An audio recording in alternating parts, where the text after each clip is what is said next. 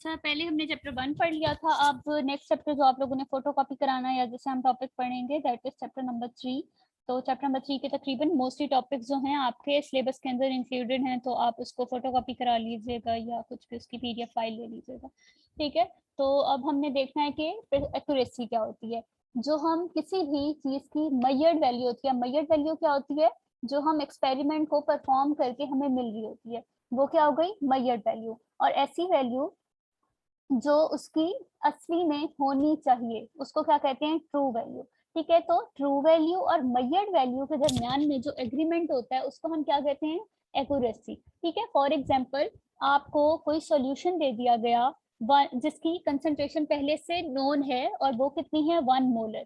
ठीक है, आपने क्या करना है, आपको कहा गया कि इसकी मोलैरिटी हमें चेक करके दें कि वेदर इट इज 1 मोलर और नॉट, कि इसकी कहीं मोलैरिटी में डिफरेंस तो नहीं आ गया। तो आप क्या करेंगे, आपने इसकी, तो ये कौन सी वैल्यू हो जाएगी आपके पास, ट्रू वैल्यू। ठीक है, और जो वैल्यू आप एक्सपेरिमेंट परफॉर्म करके निकालेंगे वो क्या हो जाएगी, आपकी मेजर्ड वैल्यू। ठीक है, तो अगर तो आपकी ट्रू वैल्यू और मेजर्ड वैल्यू कितनी हुई, 1 मोलर ही निकल आई आपकी मेजर्ड वैल्यू भी, तो उसका क्या मतलब है कि आपने जो परफॉर्म किया है एक्सपेरिमेंट दैट इज 100% एक्यूरेट। ठीक है, उसमें एक्यूरेसी कितनी है, 100%। और इसके अलावा वैसे जो ये आइडियल कंडीशन में ही होता है, नॉर्मली जो हमारे रिजल्ट्स आते हैं वो 100% एक्यूरेट नहीं होते, उसमें थोड़ा बहुत डिफरेंस आता है। ठीक है, तो ये चीज हो गई एक्यूरेसी, कि हमारी मेजर्ड और ट्रू वैल्यू के दरमियान में कितना एग्रीमेंट है, कितना डिफरेंस आ रहा है।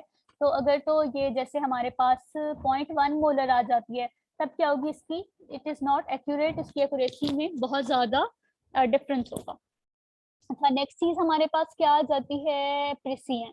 अब प्रिसियन क्या है, कुछ लोग प्रिसियन और एक्यूरेसी को एक ही चीज लेते हैं कि किसी चीज का ठीक होना या एक्यूरेट होना क्या होता है, वो प्रिसाइज होता है, लेकिन इनमें थोड़ा सा डिफरेंस है प्रिसियन में। अब प्रिसियन क्या है कि आपने ये वाला एक्सपेरिमेंट परफॉर्म किया, कौन सा एक्सपेरिमेंट, जिसमें आपने किसी सॉल्यूशन की मोलैरिटी को चेक करना था कि वो 1 मोलर है कि नहीं। अब आपने जो एक्सपेरिमेंट परफॉर्म किया ना, वो आप यूजुअली रेप्लिकेट्स में परफॉर्म करते हैं, 2 से 3 एक्सपेरिमेंट होते हैं। तो आपने एक एक्सपेरिमेंट परफॉर्म किया जिसमें आपका 2 मिनट के लिए ना रुकिएगा।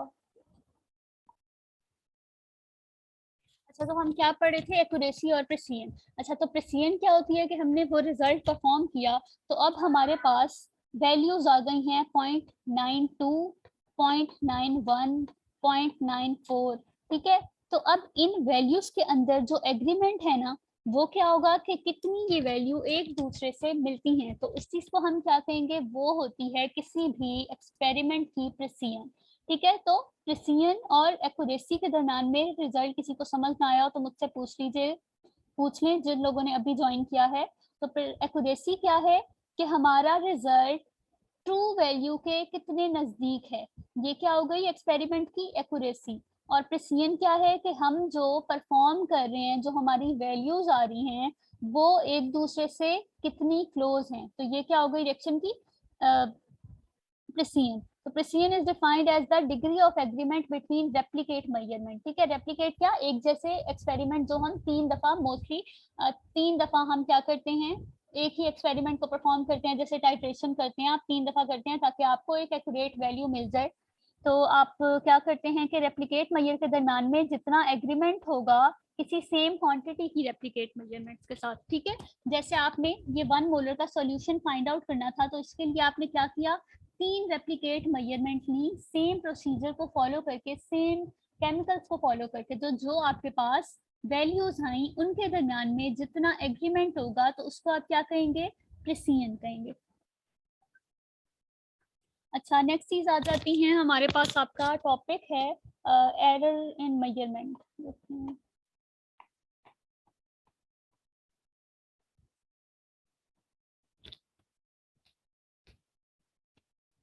अच्छा, तो ये मेजरमेंट एरर, ये वाला टॉपिक पढ़ लेते हैं अब हम। मेजरमेंट एरर क्या होते हैं कि 2 टाइप के मेजरमेंट एरर होते हैं, एक एरर्स होते हैं डिटर्मिनेट और दूसरे होते हैं इनडिटर्मिनेट।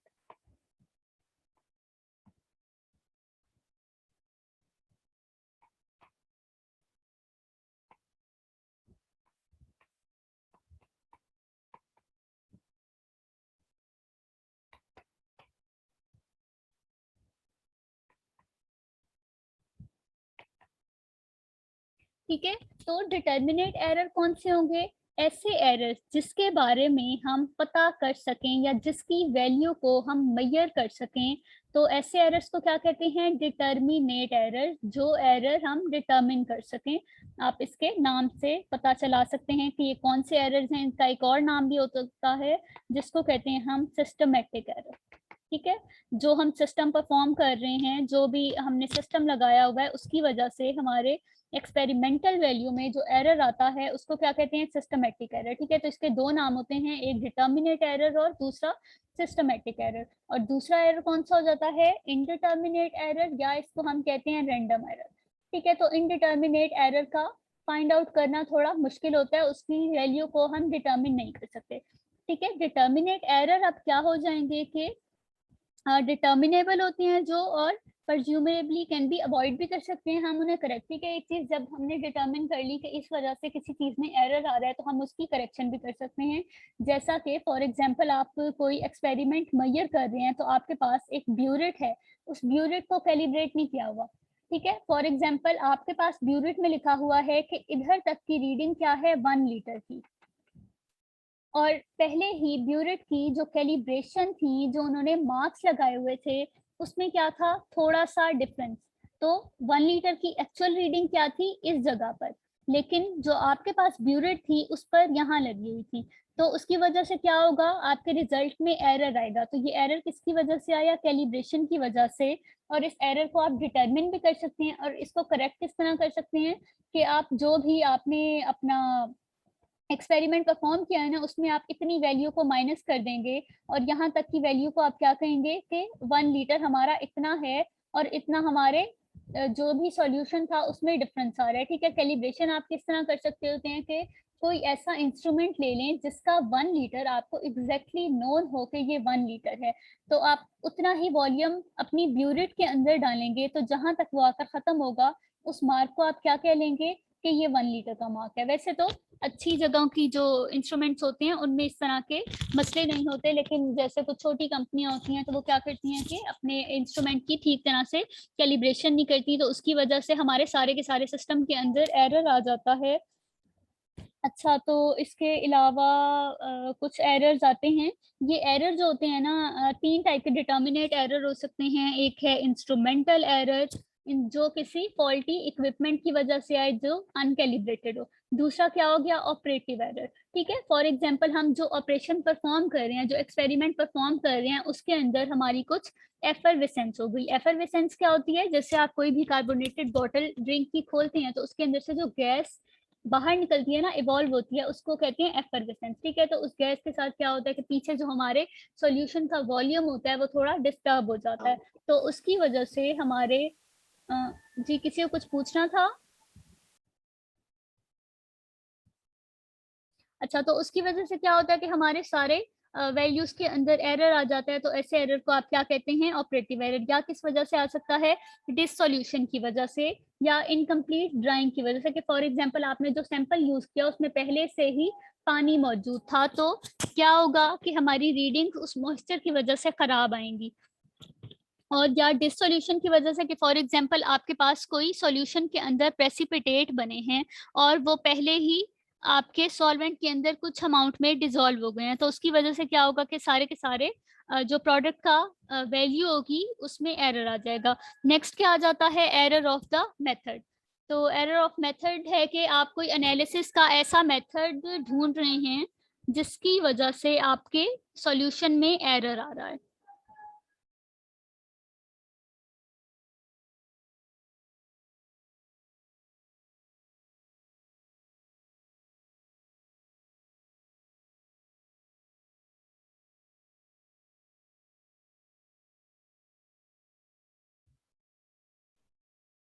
हाँ, तो हम क्या देख रहे थे? Errors of the method. ठीक है। तो कोई हम फॉर एग्जांपल ऐसा मेथड यूज कर रहे हैं जिसकी वजह से हमारे एक्सपेरिमेंट के अंदर कोई साइड प्रोडक्ट्स बन रहे हैं, या कोई इम्प्योरिटीज बन रही हैं, या कोई भी इनकम्प्लीट रिएक्शन हो रहा है। हम ऐसा रिएक्शन यूज कर रहे हैं जिसकी वजह से रिएक्शन ही पूरा नहीं हो रहा, तो क्या होगा कि जो हमारी मेजरमेंट्स आ रही होंगी वो थोड़ी सी एरर में आ जाएंगी और ख़राब हो जाएंगी। तो उसके लिए हम क्या कर सकते हैं कि हम एक ब्लैंक मेजरमेंट रन कर सकते हैं। ब्लैंक मैंने आपको पहले भी बताया था कि ब्लैंक एक ऐसा सॉल्यूशन होता है जिसमें एनालाइट के अलावा बाकी सारी चीज़ें होती हैं और हम उसकी वैल्यू डिटर्मिन कर लेते हैं। और फिर फर्दर जब हम अपने एनालाइट की वैल्यू डिटर्मिन करते हैं डालकर, तो हम ब्लैंक की वैल्यू में से माइनस कर देते हैं, तो उसकी वजह से हमें क्या होता है, एक्यूरेट रिजल्ट मिल जाते हैं। ठीक है, फिर हमें पता चल जाता है कि हमारे एनालाइट के अलावा कोई चीज़ नहीं है हमारे सॉल्यूशन के अंदर जो कोई लाइट एब्जॉर्ब कर सकती है या जिसकी वजह से हमारी रीडिंग्स फॉल्टी आ रही हैं। ठीक है, तो उसके लिए हम क्या करते हैं, एक ब्लैंक रन कर लेते हैं। अच्छा, blank determination is an analysis on the added reagents only. ठीक है, इसमें हमने सिर्फ रिएजेंट्स डालने हैं, अपना एनालाइट नहीं डालना।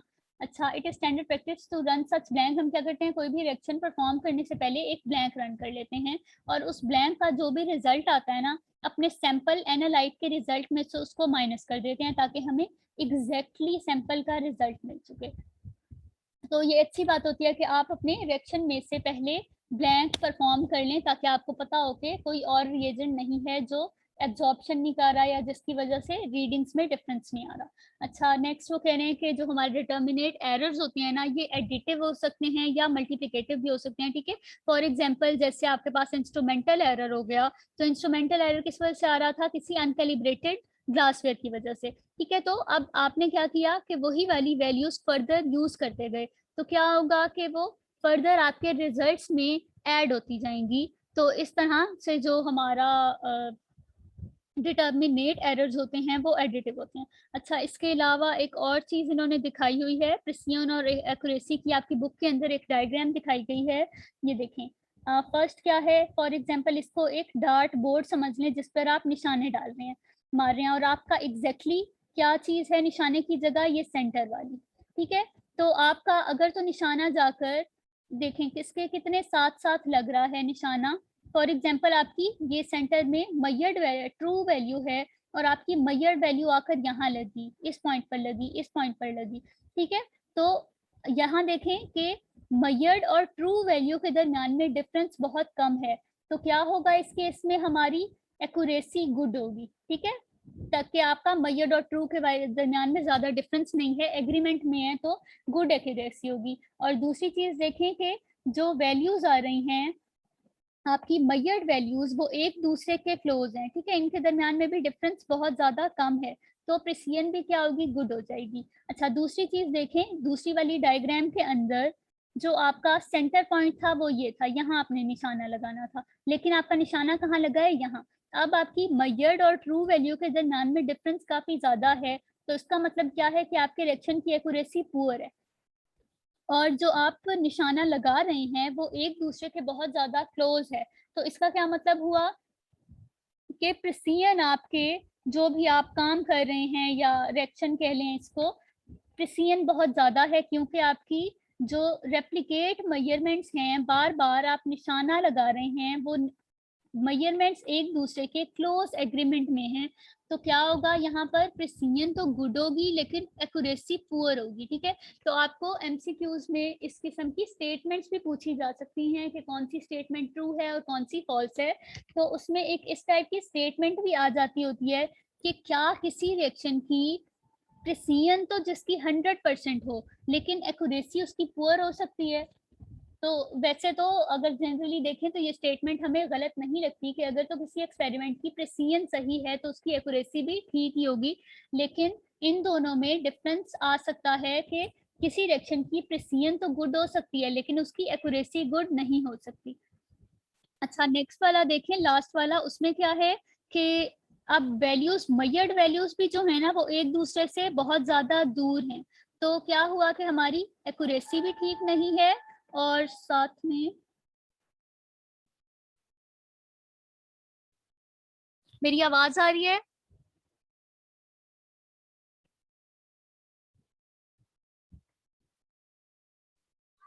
जी मैम आ रही है। कट तो नहीं हो रही मुझे वैसे, अनस्टेबल कट इंटरनेट का। कट हुई है अभी। अच्छा, चलें, अगर कट हो भी जाया करे ना दरमियान से तो मैं रिकॉर्डिंग आपको सेंड कर दूंगी, आप उससे देख लिया करें। अच्छा, नेक्स्ट क्या है कि कोई डायरेक्शंस ऐसे भी होते हैं कि उनकी प्रिसीजन भी पुअर होती है और एक्यूरेसी भी पुअर होती है, जैसे आप ये लास्ट डायग्राम में देख सकते हैं। अच्छा, तो हम डिटर्मिनेट एरर्स पढ़ चुके थे। नेक्स्ट है हमारे पास इनडिटर्मिनेट एरर। इनडिटर्मिनेट एरर क्या होते हैं? ऐसे एरर जिनको डिटर्मिन ना किया जाए या जो एक्सीडेंटली हो या रैंडम एरर की वजह से हो। तो इनमें कौन से एरर्स आ सकते हैं? ऐसे एरर जो पर्सनल एक्सीडेंट की वजह से आ जाते हैं, ठीक है। फॉर एग्जांपल आप कोई काम कर रहे हैं और एनालिस्ट जो है वो इतना ज्यादा एक्सपर्ट नहीं है, ठीक है, और उसने थोड़ा बहुत सॉल्यूशन वेस्ट कर दिया है डालते हुए, ठीक है। फॉर एग्जांपल उसने क्या करना था, किसी चीज का 10 ml मैयर करना था। अब वो क्या कर रहा है, अपने इनएक्सपीरियंस की वजह से, या वो ज्यादा ध्यान नहीं दे रहा, उसको 10 ml की रीडिंग से थोड़ा सा नीचे तक मैयर कर लेगा, ठीक है। तो फर्दर वो जहां भी ये सॉल्यूशन यूज करेगा उसमें कोई एरर आ जाएगा, और इस किस्म का एरर डिटरमिन भी नहीं किया जा सकता और रैंडम होता है, ठीक है। फॉर एग्जांपल जो ब्यूरेट का डिफरेंस आ रहा था ना, वो एडिटिव था, उसको हम ऐड कर सकते थे कि इतना डिफरेंस है। लेकिन इस किस्म का जो एरर आता है, ये क्या होता है? इनडिटर्मिनेट एरर होता है, और इसको हम अपनी वैल्यूज में से, अपने आंसर में से, रिजल्ट में से रिमूव नहीं कर सकते, ठीक है। तो ये एरर पॉजिटिव भी हो सकता है और नेगेटिव भी हो सकता है, ठीक है। फॉर एग्जाम्पल कि हमारा जो रिजल्ट आ रहा है उससे थोड़ा सा ऊपर भी मेजरमेंट हो सकती है, थोड़ी सी नीचे भी हो सकती है। तो ये सिस्टमेटिक नहीं होता, रैंडम होता है, और इसको ठीक भी नहीं किया जा सकता। अच्छा, these error can be revealed by small differences in successive measurements, ठीक है। तो जितनी वो मेजरमेंट ले रहा था एनालिस्ट, उसने क्या किया कि आइडेंटिकल कंडीशंस तो वर्चुअली आइडेंटिकल थी, लेकिन उसने खुद जो भी ऑपरेशंस कर रहा था उसको ठीक तरह से परफॉर्म नहीं किया, तो उसकी वजह से आपके रिजल्ट्स के अंदर एरर आ गया, मेजरमेंट खराब हो गई। So next है, these accidental error will follow a random distribution, therefore इनकी डिस्ट्रीब्यूशन जो होती है रैंडम होती है। एक फाइनल डिस्ट्रीब्यूशन हम नहीं कह सकते कि हमारी सारी रीडिंग में, ठीक है। फॉर एग्जांपल आपने ब्यूलेट से रीडिंग ली थी, तो उसमें आपको पता था कि 1 ml का डिफरेंस है, तो आप अपनी सारी रीडिंग में 1 ml को माइनस कर सकते हैं और उसकी करेक्शन कर सकते हैं। लेकिन ये जो इनडिटर्मिनेट एरर होते हैं, ये रैंडम डिस्ट्रीब्यूशन होती है, ठीक है। फॉर एग्जाम्पल यहाँ पर उसने 0.1 ml छोड़ दिया, और कोई और उसने रेप्लिकेट मेजरमेंट जब परफॉर्म की, उसमें उसने क्या किया, 0.2 ml ज्यादा ले लिया सॉल्यूशन को, ठीक है। तो इसीलिए इनकी जो डिस्ट्रीब्यूशन होती है ना, वो बहुत ज्यादा रैंडम होती है इनडिटर्मिनेट एरर की, तो वो डिटर्मिन नहीं की जा सकती। इसके अलावा वो बता रहे हैं कि गॉसियन कर्व ये फॉलो करती हैं। आगे हमारा सिलेबस में एक टॉपिक है गॉसियन डिस्ट्रीब्यूशन का, तो हम ये वहां पर डिटेल में पढ़ लेंगे। अच्छा, तो वो क्या दिखा रहे हैं कि ये एक मेजरमेंट दिखा रहे हैं नॉर्मल एरर कर्व का फिगर 3.2 में, के फॉर एग्जांपल आपकी क्या थी, 0 रीडिंग थी, और आपने जो मेजरमेंट आई आपकी, ये क्या थी, ट्रू वैल्यू 0 पे, जहां पर कोई भी चीज आगे पीछे नहीं हो रही, इसको आप ट्रू वैल्यू ले रहे हैं। कि फॉर एग्जांपल 1 मोलर का रिजल्ट आ रहा है, तो इसको आप कह रहे हैं कि ये हमारा एग्जैक्ट है। लेकिन इनडिटर्मिनेट एरर की वजह से क्या हुआ कि आपका रिजल्ट 1 ml से कम आ गया, इस जगह पर आ गया, इतना डिफरेंस आ गया, उस पर माइनस हो गई रीडिंग, ठीक है। या कोई रीडिंग आपने ली जिसमें प्लस हो गया, आपका रिजल्ट इस पॉइंट पर आ गया। तो इस तरह क्या करते हैं, जो हमारा रैंडम एरर होता है वो एक कर्व फॉलो करता है जिसको कहते हैं गॉसियन कर्व। तो इसमें आप स्टैंडर्ड डेविएशन भी देख लें, ठीक है। जो डिफरेंस आ रहा होता है ना हमारी ट्रू वैल्यू से, उसको हम जितनी डेविएशन आ रही होती है, डेविएशन क्या होती है, चेंज, ठीक है। तो जितना ये डेविएट कर रहा है अपनी ट्रू वैल्यू से, उसको हम क्या कहते हैं, स्टैंडर्ड डेविएशन, ठीक है। आगे हमारा टॉपिक है स्टैंडर्ड डेविएशन का, तो हम पढ़ेंगे, ठीक है। तो इसकी स्टैंडर्ड डेविएशन कितनी हुई, इतनी हो गई। फॉर एग्जाम्पल ये यहाँ पर वैल्यू बता रहे हैं माइनस सिग्मा की, ठीक है। तो इसकी स्टैंडर्ड डेविएशन इतनी हो गई इस वाली वैल्यू की, ठीक है। नेक्स्ट जो ये वाली वैल्यू आई, अब ये कितना डेविएट कर रही है, इतना ज्यादा, 2 सिग्मा, इतना डेविएट कर रही है। और इस साइड पे देख लें आप, यहाँ पर ये वाली वैल्यू +2 सिग्मा डेविएट कर रही है, ठीक है। तो इस चीज को, जो हमारे रिजल्ट से वैल्यूज में डिफरेंस आ रहा होता है, तो उस चीज को क्या कहते हैं हम, स्टैंडर्ड डेविएशन।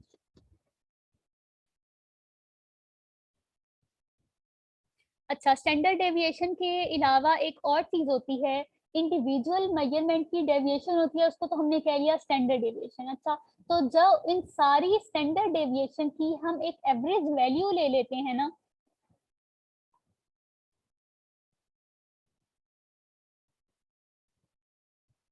ये मीटिंग टाइम खुद ही बढ़ जाता होता है, इसको करना पड़ता है? मैम आवाज बहुत कट रही है आपकी। अच्छा 2 मिनट रुक जाए, मैं इसको अपग्रेड। अच्छा अगर तो मीटिंग टाइम खत्म हो जाएगा तो मैं दोबारा लिंक सेंड कर दूंगी। 40 मिनट्स का था शायद मीटिंग टाइम और वो खत्म होने वाला है, 9 मिनट्स रहते हैं। चलिए ये मैं बाद में नेक्स्ट मीटिंग रख लेंगे। अच्छा तो क्या होता है कि अगर तो हम इन स्टैंडर्ड डेविएशन की वैल्यूज की एक एवरेज ले लेना तो उसको क्या कहते हैं हम, मीन स्टैंडर्ड डेविएशन, या उसको कहते हैं standard deviation of the mean. ये भी अभी आगे पढ़ेंगे टॉपिक में। अच्छा तो हमारे एरर्स क्या हो गए, कंप्लीट हो गए। नेक्स्ट हमारा टॉपिक है सिग्निफिकेंट फिगर का। तो सिग्निफिकेंट फिगर क्या होते हैं, वो फिगर्स होते हैं जो किसी भी मेजरमेंट को लिखने के लिए, किसी रिजल्ट को एक्सप्रेस करने के लिए नेसेसरी होती हैं, ठीक है। फॉर एग्जांपल किसी भी चीज को आपने एक रूलर से मेजरमेंट ली तो उसका कितना हुआ 10.3 सेंटीमीटर मेजरमेंट ले ली, ठीक है। तो आपकी मेजरमेंट को बताने के लिए, एक्सप्रेस करने के लिए ये तीनों फिगर्स बहुत ज़्यादा इम्पोर्टेंट हैं कि हमारी जो हमने मेजरमेंट ली थी वो कितनी है, वो 10 के स्केल पर आ रही है और 0.3 आ गया है, ठीक है। तो इसको आप क्या कहते हैं, सिग्निफिकेंट फिगर, जो किसी भी मेजरमेंट को एक्सप्रेस करने के लिए ज़रूरी होते हैं। अच्छा जो सिग्निफिकेंट फिगर्स होते हैं ना हमारे पास, उनमें जो आखिरी डिजिट होता है, पहले वाले डिजिट तो सर्टेन होते हैं लेकिन जो लास्ट डिजिट होता है ना वो अनसर्टेन होता है, ठीक है। फॉर एग्जांपल आप कैलकुलेटर पे कोई रीडिंग ले रहे हैं जो आ गई है आपकी 10.999, ठीक है। तो आपने इस रीडिंग को अपने पास लिखना है तो आप पूरे इन्फिनिटी 9 तो नहीं लिखते ना, आप क्या करते हैं इसको राउंड ऑफ कर देते हैं किसी भी एक डिजिट को, ठीक है। फॉर एग्जांपल आपने इस वाले 9 को राउंड ऑफ कर लिया और उसको क्या लिख देंगे, ये 11 हो गया, या इसको 8 9 कर लें, तो आप क्या करेंगे इस 8 को राउंड अप करके 10.9 लिख देंगे।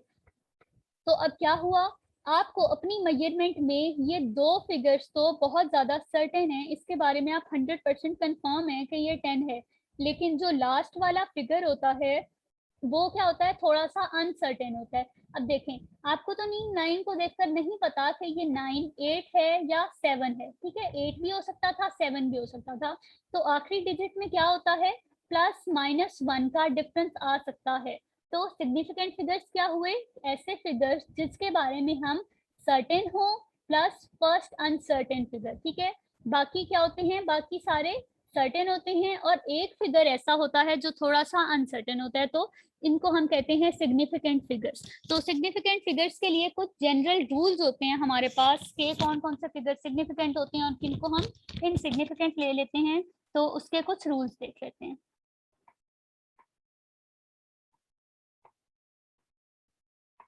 पहला रूल क्या है कि ऑल जीरोस और non zero digit are always significant.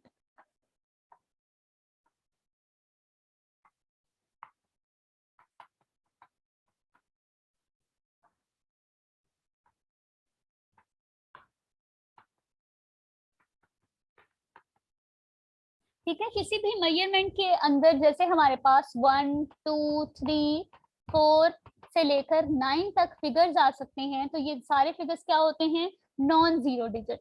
किसी भी मेजरमेंट के अंदर जब आपके पास 1 से 9 तक के डिजिट्स आ रहे होंगे तो वो क्या होंगे, ऑलवेज सिग्निफिकेंट होंगे, हमेशा आप उनको सिग्निफिकेंट काउंट करेंगे। नेक्स्ट रूल क्या है, जीरो के दरमियान में, ठीक है। नॉन जीरो डिजिट तो हो गए, अब रह कौन सा डिजिट गया, जीरो। तो जीरो के लिए कुछ थोड़ा सा डिफरेंट रूल होता है कि किसी भी दो नॉन जीरो डिजिट के दरमियान में जब जीरो आता है तो वो क्या होता है, सिग्निफिकेंट होता है। नेक्स्ट क्या है कि zero between non zero numbers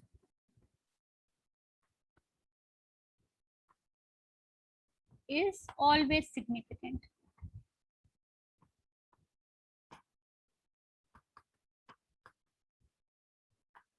क्या हुआ कि अगर हमारे पास कुछ इस टाइप की मेजरमेंट्स हैं जैसे 9004, ठीक है, तो इसमें सिग्निफिकेंट नंबर कितने होंगे, 4 होंगे। तो दो क्या है 9 और 4 क्या है हमारे पास, नॉन जीरो डिजिट्स, और इनके दरम्यान में जो भी हमारे पास जीरो आएगा बिटवीन नॉन जीरो डिजिट्स वो क्या होगा, ऑलवेज सिग्निफिकेंट। ठीक है, नेक्स्ट हमारे पास आ जाते हैं दो टाइप के और जीरोस होते हैं, एक तो बिटवीन मेजरमेंट आ गए ना, और कौन से होंगे, जो किसी मेजरमेंट से पहले आएंगे, और ऐसे जीरो जो किसी मेजरमेंट के बाद में आएंगे, नॉन जीरो डिजिट के बाद में आएंगे। ठीक है, तो वो दो टाइप के जीरो होते हैं, जो पहले आ रहे होते हैं उनको आप कहते हैं लीडिंग जीरो, और ऐसे जीरो जो बाद में आ रहे होते हैं उनको आप कहते हैं ट्रेलिंग जीरो। और ये जो सेंटर में जीरोस आ रहे होते हैं ना, जो दो नॉन जीरो डिजिट के दरमियान में ट्रैप्ड होते हैं, फंसे हुए होते हैं, उनको हम कहते हैं ट्रैप्ड जीरोस। तो ट्रैप्ड जीरोस क्या होंगे, हमेशा सिग्निफिकेंट होंगे। बाकी कौन से बच गए, ट्रेलिंग एंड लीडिंग। तो ट्रेलिंग और लीडिंग का हम रूल देख लेते हैं कि जो हमारे पास ट्रेलिंग जीरो हैं वो दो टाइप के हो सकते हैं, एक तो डेसिमल सिस्टम में और एक नॉन डेसिमल सिस्टम में। डेसिमल क्या होता है, किसी भी चीज में जो पॉइंट आ रहा होता है।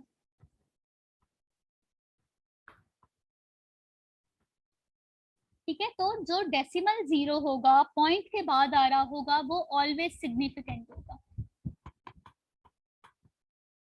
ठीक है, फॉर एग्जाम्पल आपके पास एक रीडिंग है 4.70। ठीक है, ये क्या हो गया, डेसिमल सिस्टम आ गया और बाद में जीरो प्रेजेंट है, और ये क्या हो गया, ट्रेलिंग जीरो। तो क्या होगा, ये सिग्निफिकेंट। तो अगर आपसे पूछा जाए कि इस मेजरमेंट के अंदर आपके पास कितने सिग्निफिकेंट फिगर्स हैं, तो आप क्या लिखेंगे कि हमारे पास 3 सिग्निफिकेंट फिगर्स हैं। ठीक है, इस जीरो को आप सिग्निफिकेंट काउंट करेंगे। नेक्स्ट आ गया non significant figures, sorry next आ गया नॉन डेसिमल सिस्टम। तो नॉन डेसिमल सिस्टम में जो आपके पास जीरोस आ रहे होते हैं वो नॉन सिग्निफिकेंट होते हैं।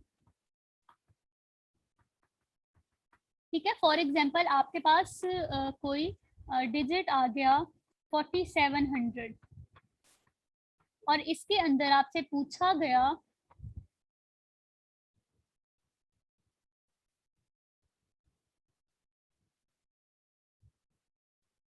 अभी भी आवाज सही नहीं आ रही।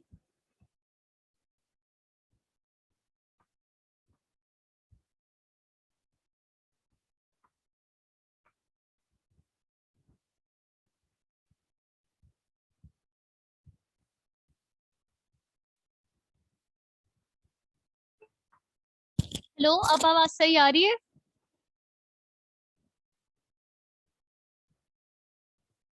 अच्छा, चलें, हम क्या पढ़ रहे थे, सिग्निफिकेंट फिगर्स। तो उसमें हमारे पास ट्रेलिंग जीरो था, पता नहीं आपको कहाँ तक आवाज आई है, कहाँ तक नहीं आई। तो क्या था कि चलें दोबारा से रूल्स को एक दफा रिवीजन कर लेते हैं, कौन कौन से रूल थे। सबसे पहले हमने पढ़ा कि जितने भी हमारे पास नॉन जीरो डिजिट होते हैं 1 से लेकर 9 तक, वो हमेशा किसी भी मेजरमेंट में सिग्निफिकेंट होंगे। नेक्स्ट रूल क्या था, जीरो का मसला आ गया। तो जीरो किसी भी अगर दो नॉन जीरो डिजिट के बाद दरमियान में आएगा तो उसको हम क्या कहते हैं, ट्रैप्ड जीरो। तो ट्रैप्ड जीरो क्या होगा, ऑलवेज सिग्निफिकेंट। अच्छा, नेक्स्ट क्या हो गए, जो किसी भी नॉन जीरो डिजिट से पहले आते हैं उनको हम कहते हैं लीडिंग जीरो, और ऐसे जीरो जो नॉन जीरो डिजिट के बाद में आ रहे होते हैं उन्हें कहते हैं हम ट्रेलिंग जीरो। ठीक है, तो हम फर्दर ट्रेलिंग जीरो का देख रहे थे कि दो सिस्टम हैं ट्रेलिंग जीरो के, कि अगर तो हमारा ट्रेलिंग जीरो डेसिमल सिस्टम में मौजूद है तो डेसिमल सिस्टम में हमेशा सिग्निफिकेंट होगा, जिसकी एग्जांपल मैंने आपको दी थी कि अगर तो आपके पास इस टाइप के कोई मेजरमेंट आ जाए 4.660, तो इसके अंदर हमेशा जो ट्रेलिंग जीरो होगा वो क्या होगा, डेसिमल सिस्टम में हमेशा सिग्निफिकेंट होगा। तो अगर आपसे किसी एमसीक्यू के अंदर या मेजरमेंट के अंदर पूछा जाए कि इस मेजरमेंट के अंदर कितने सिग्निफिकेंट फिगर हैं, तो आपका आंसर क्या होना चाहिए, 4। ठीक है, इस जीरो को भी आप सिग्निफिकेंट कंसीडर करेंगे। लेकिन अगर आपके पास कोई नॉन डेसिमल सिस्टम है, नॉन डेसिमल सिस्टम ऐसा सिस्टम जिसमें आपके पास पॉइंट नहीं मौजूद, ऐसा कोई मेजरमेंट आ गई है, तो उसमें जितने भी आपके पास ट्रेलिंग जीरोस आएंगे। जी,